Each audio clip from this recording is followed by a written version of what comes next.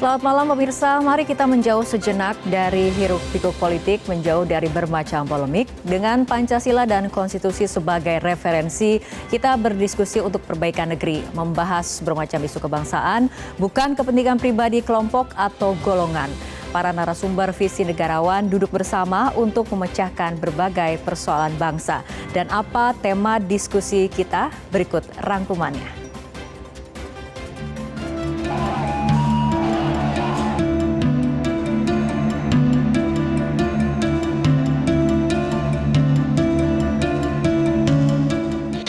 Aksi unjuk rasa menentang rencana DPR merevisi Undang-Undang Pilkada seakan mewakili rendahnya tingkat kepercayaan masyarakat terhadap para wakilnya. Dalam demokrasi representatif, politisi harus mampu mewakili kepentingan konstituen agar terpilih sebagai anggota legislatif.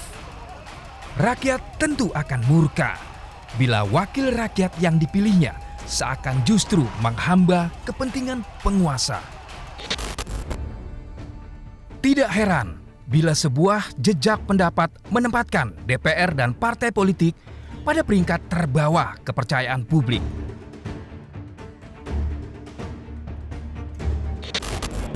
Presiden Amerika Serikat Abraham Lincoln mendefinisikan demokrasi sebagai pemerintahan dari rakyat, oleh rakyat, dan untuk rakyat. Prinsip ini merupakan konstruksi akuntabilitas kekuasaan bagi penerima mandat rakyat dalam menjalankan pemerintahan. Sehingga dalam sistem demokrasi dikenal semboyan suara rakyat adalah suara Tuhan, Vox Populi Vox Dei. Apa jadinya bila saat menjabat para politisi tidak bekerja sesuai mandat? Interpretasi terhadap undang-undang itu bisa diperdebatkan. Saya pikir kalau tidak bisa diperdebatkan, hitam putih jelas, beda. Saya harus nyatakan ini dalam pemahaman saya. Karena ini menjadi multi interpretatif. Yang satu bilang ini melanggar. Pihak lain menyatakan bisa kok. Nah, ketika ini masih menjadi bahan perdebatan, ada satu hal.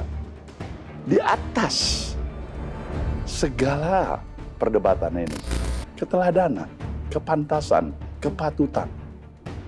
Bisa kita rasakan. Jadi semangatnya kita membuat undang-undang itu adalah untuk menuntun kita ke arah kebajikan, ke arah keadilan, ke arah kepastian hukum itu sendiri. Bukan sebaliknya. Nah, disinilah bangun kesadaran yang paling pokok. Disinilah sebenarnya para elit bangsa ini, berulang kali saya katakan. Negeri kita ini memerlukan keteladanan para elit bangsa, para pemuka-pemuka bangsa, para pemimpin bangsa. Ketika ini tidak hadir, ketika public trust menjadi distrust, kita akan menghadapi konsekuensi yang barangkali sukar kita bayangkan hari ini. Melalui buku berjudul How Democracies Die, dua profesor dari Universitas Harvard Amerika Serikat mengungkapkan hasil riset bahwa munculnya pemimpin tirani dan pemerintahan otokrasi adalah dosa elit partai politik.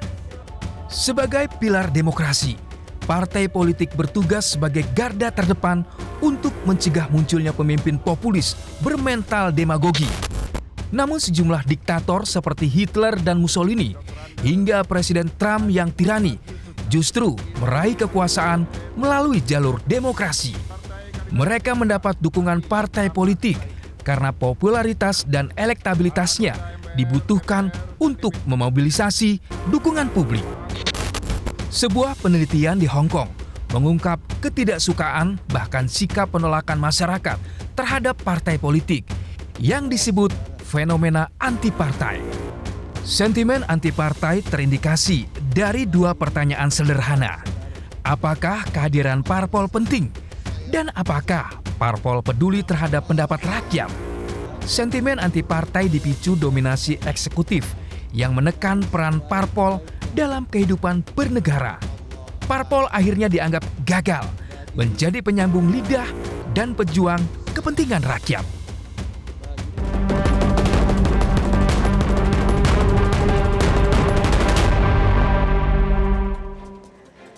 Pemirsa, partai politik merupakan pilar demokrasi. Parpol mewakili keberagaman gagasan serta ideologi, bertugas mencegah munculnya pemimpin tirani serta pemerintahan autokrasi. Parpol juga menjadi kawah candra di muka yang melahirkan calon pemimpin bangsa. Berasal dari rakyat dan dipilih oleh rakyat, bila menjabat, kader parpol diharap bekerja untuk rakyat. Sejumlah penelitian di berbagai negara menemukan berkembangnya sentimen anti partai politik. Konstituen kecewa karena parpol dianggap gagal menjalankan tugasnya. Saluran aspirasi publik buntu, calon yang ditawarkan pun tidak bermutu. Alih-alih membangun demokrasi, parpol hanya dijadikan mesin politik untuk mencari kursi. Berbagai jejak pendapat di dalam negeri menunjukkan parpol dan DPR mengalami krisis kepercayaan. Banyak hasil kerja DPR yang menuai unjuk rasa. Para anggota dewan yang terhormat dituding mengabaikan rakyat karena sibuk melayani dewan pimpinan pusat. Pejuang kemerdekaan Filipina Manuel Quezon menyatakan loyalitas kepada partaiku berakhir saat loyalitas kepada negaraku dimulai. Krisis kepercayaan terhadap parpol harus diakhiri. Sudah saatnya parpol berbenah diri. Partai politik harus selamat agar kehidupan demokrasi berjalan sehat. Menyelamatkan partai politik adalah tema diskusi kita untuk pekan ini dan kita akan berbincang bersama narasumber yang telah hadir di studio. Ada Guru Besar Filsafat Profesor Dr. Frans Magnis Suseno. Selamat malam, Romo. Selamat malam. Baik, terima kasih telah hadir di studio Metro TV, Romo. Terima kasih. Baik, dan kita juga akan berbincang bersama Guru Besar Ilmu Kebijakan Publik dari Universitas Hasanuddin, Profesor Dr. Muhammad Nur Sadik. Selamat malam, Prof. Mu. Selamat malam. Apa kabarnya untuk malam hari ini? Baik, alhamdulillah. Oke, dan selanjutnya saya akan menyapa pakar komunikasi politik Dr. Henry Satrio. Selamat malam, Mas Hensat. Apa kabarnya malam hari ini, Mas Hensat? Sehat-sehat. Kita akan berbincang mengenai menyelamatkan partai politik, tapi Ya. kita ikuti jeda berikut terlebih dahulu.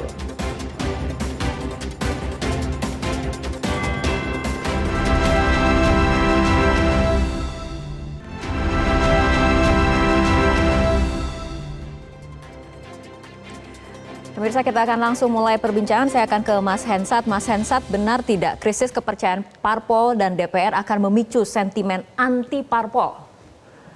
Ya, ini menarik ya. Pertanyaan pertama itu apakah akan memicu sentimen anti parpol? Kenapa itu saya bilang menarik? Karena undang-undang kali ini memberikan kekuasaan kepada parpol yang luar biasa. Undang-undangnya dibuat DPR. DPR-nya orang parpol. Jadi kalau kemudian memicu sentimen anti parpol, itu pasti bukan datang dari parpol. Dan bukan datang dari institusi atau lembaga negara. Kenapa? Karena institusi lembaga negara isinya orang parpol. Nah, itu cuma bisa terjadi bila sentimen itu datang dari bawah, dari masyarakat. Kan masyarakat itu sebetulnya sebelum marah kan mereka bertanya dulu ya. Jadi tahapan-tahapannya itu bertanya. Ini buat apa lagi kemudian parpol ada gitu ya. Karena ada kaitannya misalnya yang paling dekat adalah memberikan rekomendasi jago-jago untuk pilkada misalnya. Nah, itu kan pertanyaan-pertanyaannya. Kemudian Mahkamah Konstitusi juga kemarin membuat kehebohan juga gitu. Nah, bertanya masyarakat. Yang pertama pertanyaannya adalah kalau antar lembaga tinggi negara bergesekan seperti kemarin misalnya MK dan DPR, siapa yang jadi penengah? Nah, itu di hukum tata negara belum ketemu tuh. Akhirnya rakyat mencari jawaban sendiri, turun ke jalan. Supaya apa? Supaya dua lembaga tinggi negara ini tidak saling bersengketa, rakyat perlu turun ke jalan. Akhirnya kan tidak bersengketa mereka. Padahal partai politik itu memainkan peran yang penting untuk Indonesia dari zaman sebelum kemerdekaan. Bung Karno dalam bukunya Mencapai Indonesia Merdeka itu pernah mengatakan bahwa partai politik harus bisa menuntun rakyat menuju kemenangan. Jadi partai politik harus bisa menuntun rakyat jelata menuju kemenangan, menjadi pelopor rakyat menuju maksud dan cita-cita. Itu kata Bung Karno di Mencapai Indonesia Merdeka.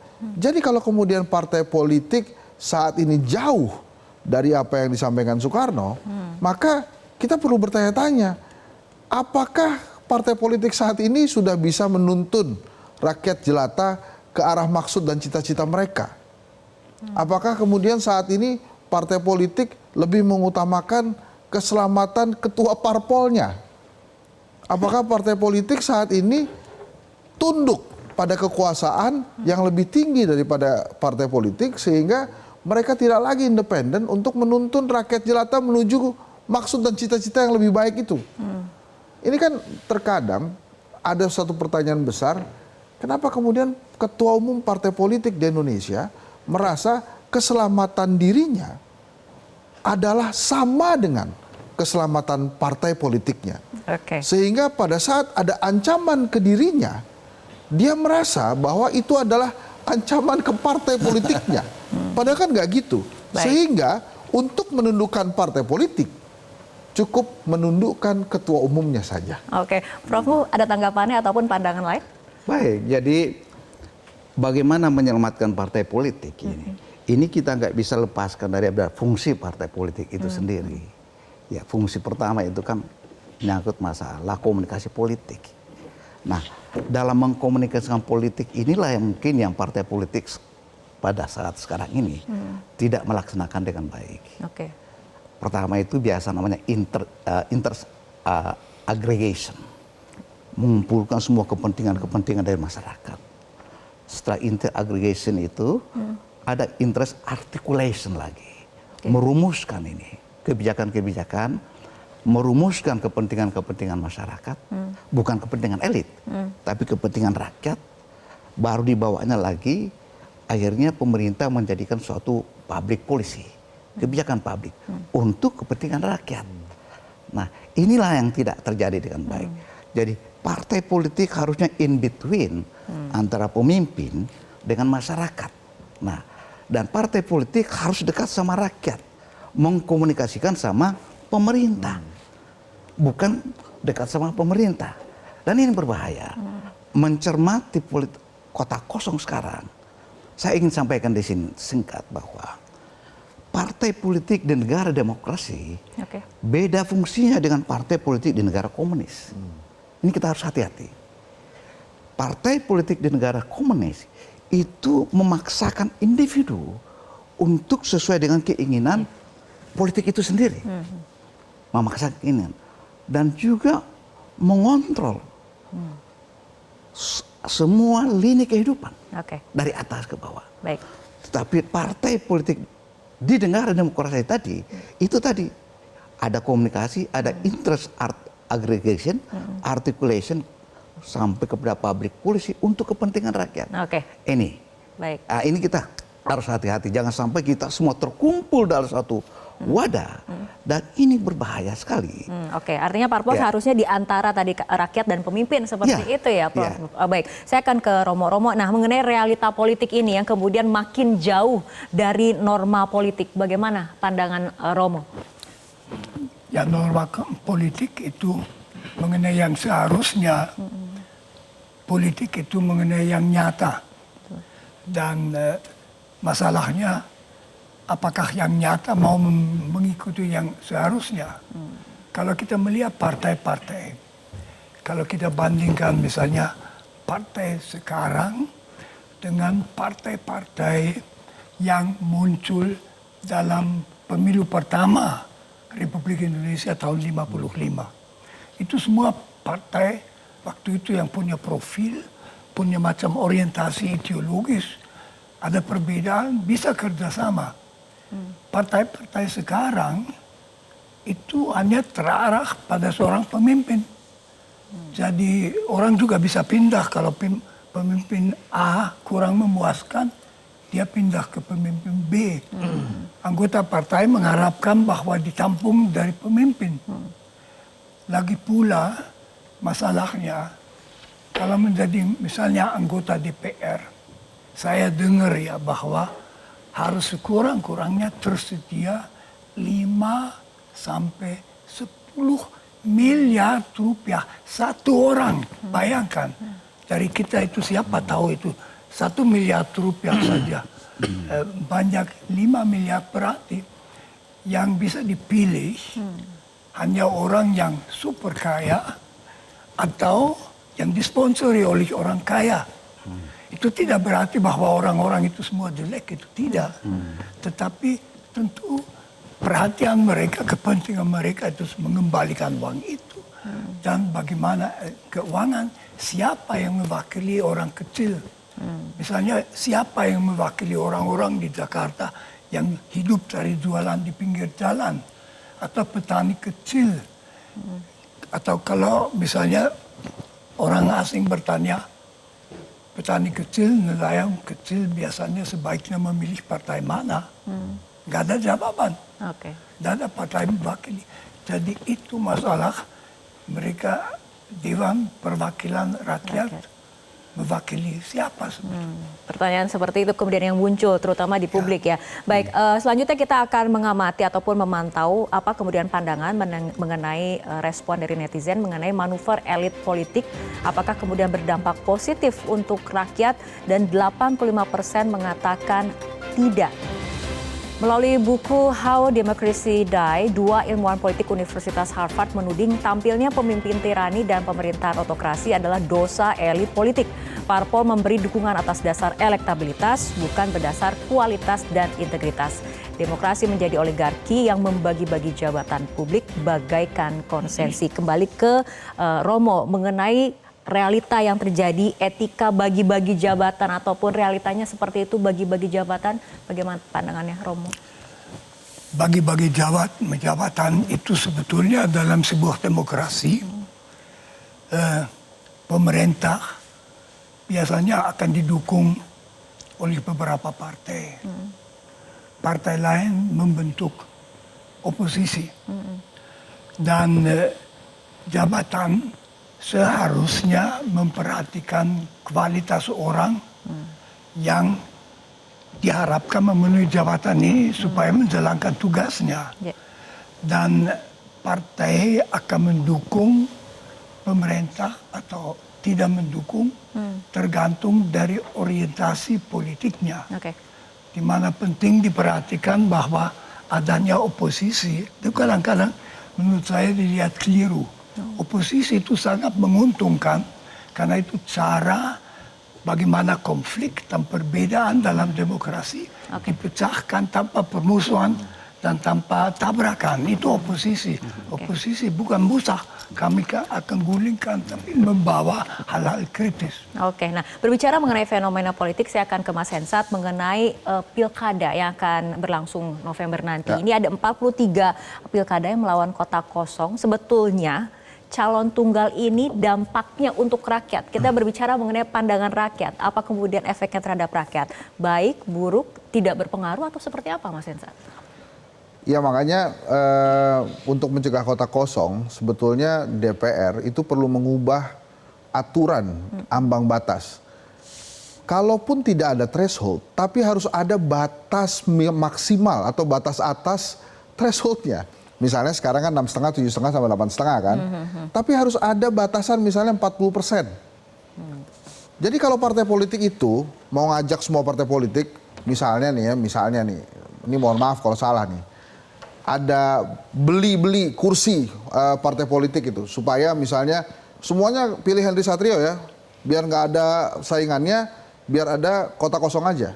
Tapi kalau ada ambang batas atas, saya nggak bisa begitu. Maksimal 40%, sorry. Maaf nih, saya sudah 40%. Kalian harus bikin koalisi yang lain. Tapi karena saat ini nggak ada ambang batasnya, jadi yang punya logistik besar itu bisa aja tuh mengajak semua partai politik masuk ke dalamnya untuk memilih dirinya. Dan itu yang terjadi? Dan itu yang terjadi saat ini. Dan lagi-lagi Rara, dalam peraturan saat ini jeleknya kota kosong ya. Kalau kota kosongnya menang, ya, bila kota kosongnya menang, di dalam peraturan itu akan dilaksanakan pemilu ulang mengikuti jadwal pemilu terdekat. Nah ini kan serentak, ada lagi 5 tahun lagi. Jadi kalau kota kosong yang menang, ya pemilu serentaknya itu pemilu ulangnya dilakukannya 5 tahun lagi. Lantas siapa yang menjadi kepala daerah? Dipilih oleh pemerintahan pusat, dipilih oleh Jakarta kalau masih jadi ibu kota, sehingga ya pasti yang akan dipilih adalah apapun kriterianya, kroni-kroninya pasti yang akan dipilih. Jadi kota kosong itu menurut saya bukan jadi solusi demokrasi sebetulnya. Jadi memang seharusnya peraturannya diubah itu ada ambang batas atas. Nah tadi kan Romo Magnis bicara tentang pembagian kursi-kursi. Dulu tuh waktu Megawati Soekarno Putri jadi oposisi, tahun 2010 di Kongres di Bali, di Sanur itu, dia mengatakan bahwa sejarah partai kita itu lebih besar daripada cuma bagi-bagi kursi kekuasaan dan istana negara. Wow, itu Megawati bilang gitu. Yang lain-lainnya sekarang ketua umum lain juga kalau pidato keren-keren begitu tuh. Ini bukan tentang bagi-bagi kekuasaan. Tapi ternyata kan begitu MK melonggarkan kursi di pilkada hanya 6,5% atau 7,5% suara loh, bukan kursi. Ternyata kan partai-partai politik juga nggak banyak tuh yang kemudian mundur dari koalisi mencalonkan sendiri gitu. Ini kita bicara Jakarta aja.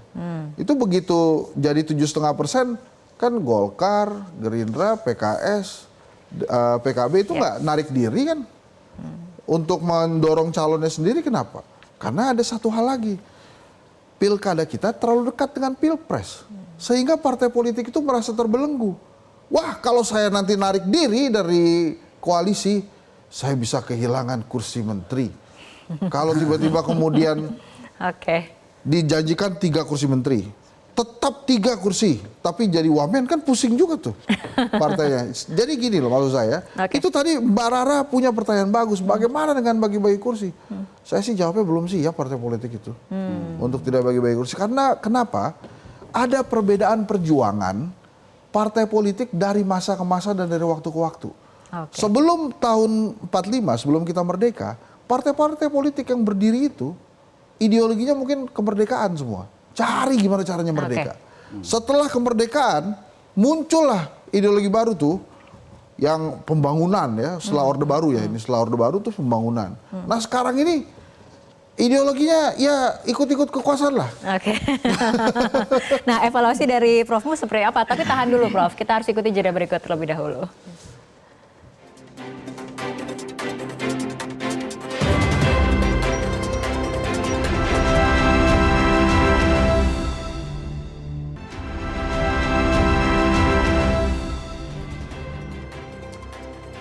Bisa kita lanjutkan perbincangan, Prof. Sadik. Tadi kita berbicara sebelum jeda mengenai tadi Romo etika bagi-bagi jabatan, mengenai pilkada lawan kota kosong. Ini Prof. Sadik seperti apa menanggapinya, terutama mungkin evaluasi dari kepemimpinan parpol itu sendiri? Nah, tugas parpol kan juga adalah menciptakan pemimpin, ya, rekrutmen kader. Nah, permasalahan di Republik kita ini, parpol ini tidak mampu menemukan seorang pemimpin yang baik, gitu ya. Tidak, kenapa dia tidak bisa menemukan pemimpin? Karena sistem yang kita pakai. Smart people in the stupid system, he becomes stupid. Stupid people in the smart system, he becomes smart. So demokrasi sebenarnya itu adalah reasonable, sesuatu yang masuk akal. Kenapa demokrasi dipakai di Eropa, di Amerika? Karena masuk di akalnya. Bahwa sistem inilah yang bisa melanggengkan nilai-nilai kehidupan di planet bumi ini. Gak masuk akal kalau dalam satu kabupaten kota kok cuma satu pemimpinnya yang akan dipilih. Pasti di sana banyak orang jadi pemimpin, yang bisa jadi pemimpin. Tetapi karena sistem yang dipakai ini membuat dia cuma satu yang tampil. Kalau perlu, saya mau katakan begini. Persyaratan menjadi negara yang maju adalah kita perlu yang namanya demokrasi. Demokrasi ini adalah suatu kebebasan. Ada ketulusan yang ikhlas dalam hati seseorang untuk membagi kekuasaan dengan orang lain. Sehingga kita mampu menciptakan namanya konflik. Manajemen konflik. Ini fungsi dari partai politik juga. Manajemen konflik. Karena kalau ada konflik, harusnya partai politik yang turun dulu. Jangan langsung ke militer dan polisi. Begitu ada sesuatu yang terjadi di masyarakat, kalau perlu partai politik menghindari konflik dengan cara memberikan pendidikan politik kepada pemilihnya. Bahwa ini loh, lu jangan lakukan seperti ini. Apa yang Anda inginkan sampaikan ke saya yang harus menyampaikan kepada pemimpinnya. Ya, tapi yang ada sekarang kan langsung politik, ya, langsung polisi, tentara nih. Nah ini yang bermasalah karena demo langsung tentara diturunkan, Oke. polisi diturunkan. Partai politiknya di mana? Oke, baik. Terima Romo, ada tanggapannya? Ya saya hanya mau menegaskan kembali, kalau ada kotak kosong, itu sebetulnya sudah suatu pengkhianatan terhadap demokrasi. Karena partai-partai yang menjamin hanya ada satu tempat membuat masyarakat tidak bisa memilih. Pasti dalam masyarakat, di dalam setiap provinsi, di kabupaten, ada beberapa orang yang mau, mungkin juga sanggup, biar kami rakyat memilih. Jadi itu ditutup dengan suatu peraturan yang tidak memungkinkan dua orang dipasang. Sebetulnya, maaf, trik yang kotor untuk mengosongkan demokrasi. Partai-partai berkuasa, entah lah, jangan heran lalu kalau masyarakat ada yang mengira itu karena mereka dapat keuntungan finansial atau sebagainya. Jadi lalu menjadi buruk. Itu yang dimaksud demokrasi merosot menjadi oligarki dan sebagainya. Oke. Permulaan semacam korupsi politik. Oke, baik kita bergeser ke topik berikutnya mengenai apakah sistem demokrasi kita sudah membuka ruang partisipasi politik rakyat. Kita akan lihat bersama hasil pollingnya. Sistem demokrasi apakah sudah membuka ruang partisipasi politik rakyat? Dan 87% mengatakan ini belum seperti itu.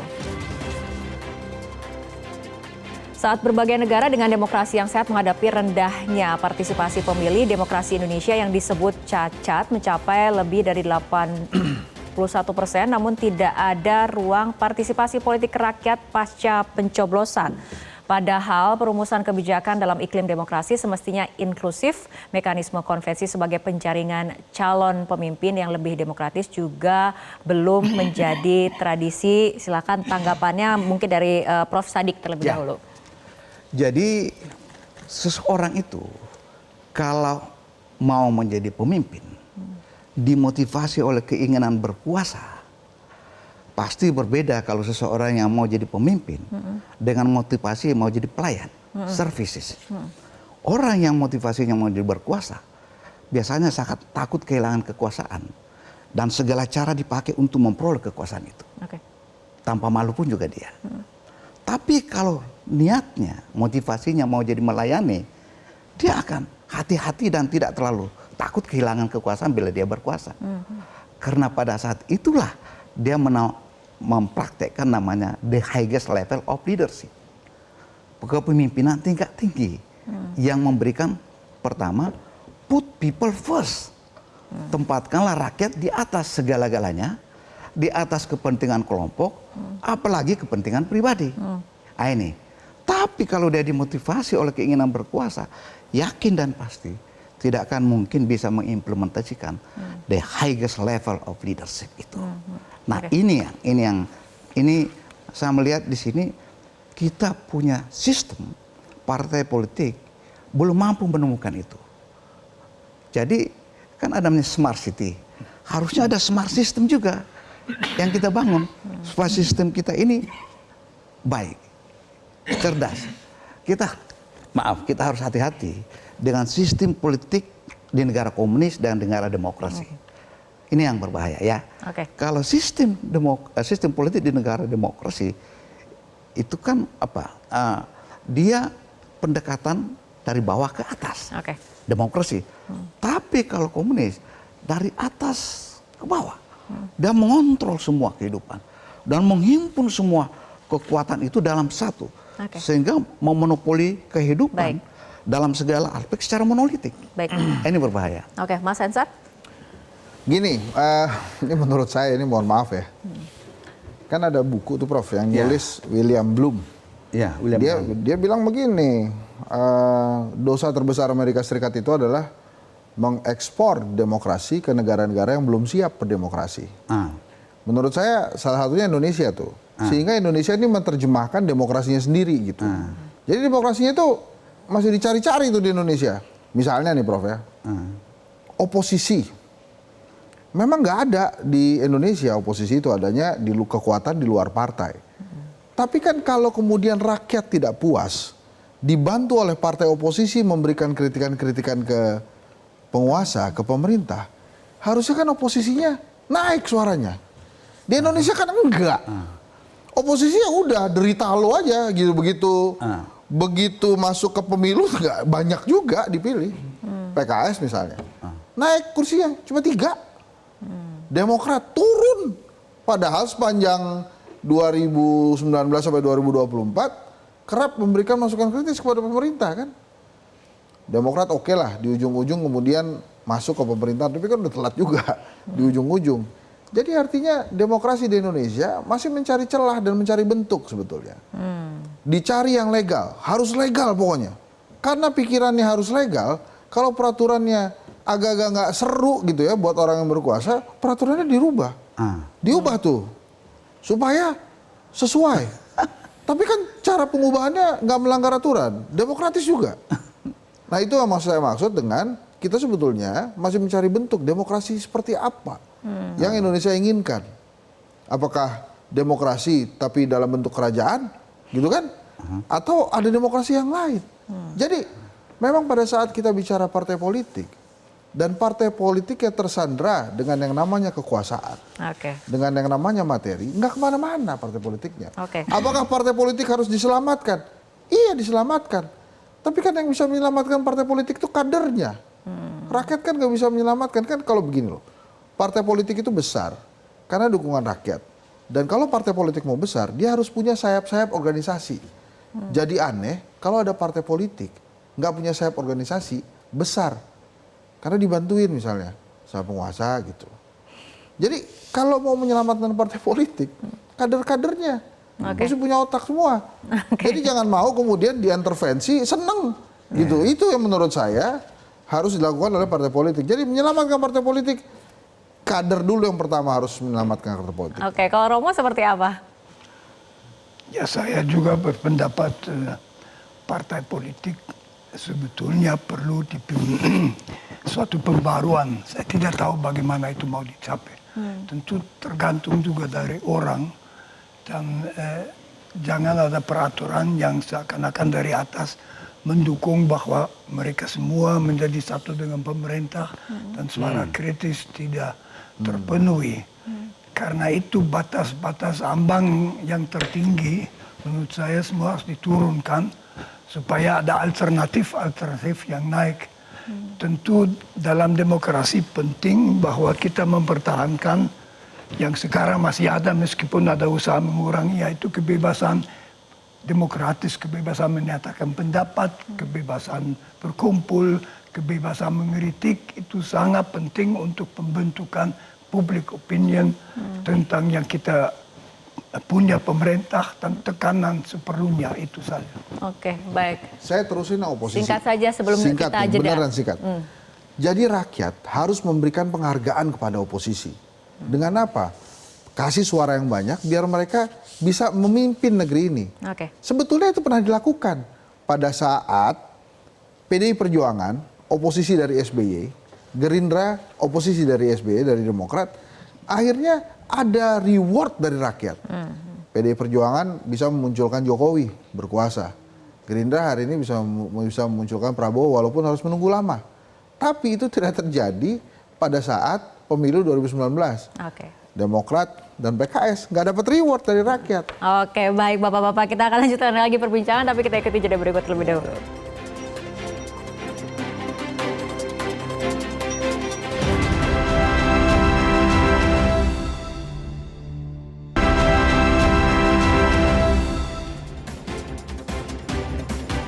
Pemirsa, kita akan lanjutkan kembali diskusi Romo mengenai wajah politik masa depan, dan apabila kita kaitkan dengan tema pada malam hari ini, menyelamatkan partai politik, artinya seperti apa, Romo? Menurut saya kita harus menyelamatkan partai demokrasi yang diinstal dalam reformasi dengan perbaikan-perbaikan. Perbaikan yang paling perlu adalah pada partai-partai. Misalnya saya heran menjelang pemilu ya setengah tahun banyak kritik, saya juga ikut kritik macam-macam kiri kanan yang tidak pernah saya dengar satu kata pun dari seorang anggota DPR yang mengatakan sesuatu membela, menyerang atau sebagainya. Kalau wakil rakyat diam dalam fase seperti itu berarti partai itu lumpuh. Partai membuat lumpuh juga perwakilan-perwakilan rakyat. Itu betul harus dipikirkan bagaimana bisa dirubah. Saya juga bukan ahli, tetapi yang penting kita masyarakat menuntut itu dari mereka. Kita tidak mau membayar orang menjadi wakil kita kalau tidak mewakili kita itu. Jadi apakah ada kesadaran itu atau tidak? Kalau tidak, saya melihat menjadi susah di masa depan. Artinya harus seperti apa dong Prof. Sadik jika memang kita ingin menyelamatkan partai politik, mulainya dari mana? Tadi kan Mas Hensa sempat bilang mulainya dari kader dulu seperti itu. Kalau Prof. Sadik seperti apa? Untuk menyelamatkan partai politik ini harus partai politiknya sendiri yang menyelamatkan dirinya sendiri. Dengan cara apa? Dia harus mengeluarkan produk-produknya yang memuaskan dan layak dan bisa diterima oleh masyarakat. Terutama produknya dalam melahirkan pemimpin. Partai politik melahirkan pemimpin yang saya lihat ini belum mempunyai kualitas yang bagus. Olehnya itu Republik kita ini mengalami namanya krisis kepemimpinan. So Republik ini sebenarnya as a matter of leadership, masalah kepemimpinan. Pemimpin itu cara kita hidup mulai dari diri sendiri, di rumah tangga kita, di kelompok, sampai kepada jabatan tertinggi di dalam suatu negara itu presiden. Nah ini, jadi dia harus mengeluarkan produknya untuk memilih pemimpin yang benar diterima oleh rakyat itu. Yang kedua, dia harus bersana dalam hal tadi itu memuaskannya dalam hal pendidikan politik. Keberhasilan suatu pemilu bukan diukur dari jumlah pemilih yang hadir, tapi sangat ditentukan oleh kualitas orang yang memilih itu. Apakah orang yang memilih itu sudah benar-benar mengetahui apa tujuan dan memilih, bahwa dia memilih ini untuk menyangkut kehidupan dia 5 tahun akan datang. Ini tugas daripada partai politik, memberikan pendidikan politik, melahirkan pemimpin, dan memanage konflik. Nah, konflik ini harus ada. Karena kalau tidak ada konflik, tidak ada pekerjaan politisi. Jadi kita memang perlu saingan, perlu ada berkompetisi supaya sehat.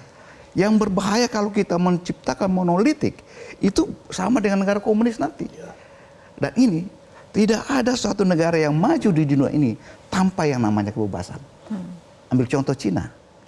Cina, walaupun dia itu sistem politiknya komunis, tapi ekonominya sangat-sangat kapital, sangat liberal. Menurut data perdagangan di Republik kita ini, jumlah barang yang masuk ke Cina 30% ke atas jumlahnya. Digabung barangnya dari Jepang, Malaysia, Singapura, Thailand, masih banyak Cina itu. Itu berarti bahwa ekonominya bebas, tapi politiknya tetap komunis. Baik. Nah, ini yang perlu kita perhatikan baik-baik, bahwa benar-benar ke depan untuk Republik kita ini, kita perlu namanya demokrasi. Kebutuhan akan demokrasi. Implementasi demokrasi. Dan yang kedua, mencari sistem yang unggul, yang cocok dengan masyarakat Indonesia yang pluralistis, majemuk. Saya rasa ini belum pas, karena masih ada mau merubah sistem. Berarti ini belum ending di sini. Ya, kita harus ada benchmarking. Gak ada salahnya kita melihat negara-negara yang maju seperti Amerika. Ya, karena saya tanya kepada Amerika, kenapa you mementingkan electoral college rather than popular vote? Sama Newt Gingrich waktu itu bilang, no. So simple katanya. There is no United States of America without California, without Pennsylvania, without Chicago. Sama dengan Republik kita ini. Tidak ada Indonesia ini kalau tidak ada Kalimantan, kalau tidak ada Papua dan Surabaya. Jadi kalau dengan sistem suara terbanyak itu berbahaya juga. Kita harus pertimbangkan perwakilan juga. Terima kasih. Terakhir Mas Hensa. Ini kan judulnya menyelamatkan partai politik ya. Jadi partai politik itu dia kalau ditanya nih, kalau partai politik ini makhluk hidup, gimana caranya menyelamatkan dirinya, dia pasti akan bilang saya perlu makan dan perlu minum. Oleh karena itu saya perlu uang untuk itu, supaya saya bisa beli makanan dan saya bisa beli minuman. Nah yang ada adalah, akhirnya kan si partai-partai politik itu mencari sendiri tuh uang buat minum dan uang buat makan. Kalau misalnya, bagaimana cara kita mengontrol si partai politik itu? Kita selamatkan dia, kita suplai, rakyat yang mensuplai makan dan minumnya. Kita biayai partai politik, sehingga partai politik itu bisa diaudit oleh negara, bisa diaudit oleh rakyat, jadi nggak bisa sembarangan gitu. Yang kedua, partai politik ini memang mesti kembali diajari cara-cara independen, supaya mereka bisa berjuang demi ideologinya, bukan rebutan masuk kekuasaan. Pada saat semua partai politik mau masuk kekuasaan, jadi artinya sama aja dengan satu partai politik sebetulnya. Karena semuanya mau masuk kekuasaan, dikumpulin semua jadi satu. Jadi ya kesannya aja partai politik macam-macam ideologinya. Padahal cuma satu, pengen kekuasaan. Jadi begitu diancam dikit, ya, you macam-macam, Anda keluarin dari kabinet macam-macam, wah itu langsung takut dia. Itu masih jauh tapi Rara tuh selama, ya itu tadi, selama ketua umum partai politik yang merasa keselamatan dirinya adalah sama dengan keselamatan partainya, maka akan sulit terjadi. Oke, baik Bapak-Bapak. Terima kasih atas diskusinya yang menarik untuk malam hari ini. Semoga dapat menjadi manfaat dan memperluas wawasan. Pemirsa, melalui buku berjudul How Democracy Dies, dua ilmuwan Universitas Harvard menyatakan kualitas demokrasi tidak ditentukan oleh kedewasaan politik rakyat, namun ditentukan para elit parpol dengan komitmen demokrasi yang kuat. Filsuf politik Richard Bellamy menyatakan kita menginginkan kualitas wakil rakyat yang lebih baik karena kita berharap mereka melayani kepentingan rakyat bukan kepentingannya sendiri. Filsuf Michael Ward mengatakan bahwa masyarakat umum menilai moralitas politisi jauh lebih buruk dibandingkan manusia lain pada umumnya. Padahal politisi adalah kelompok pemimpin di saat ini atau di saat nanti. Membenahi partai politik adalah tuntutan untuk memastikan kondisi bangsa yang lebih baik di masa depan. Saya Fitri Megantara, terima kasih atas kebersamaan Anda. Selamat malam, sampai jumpa.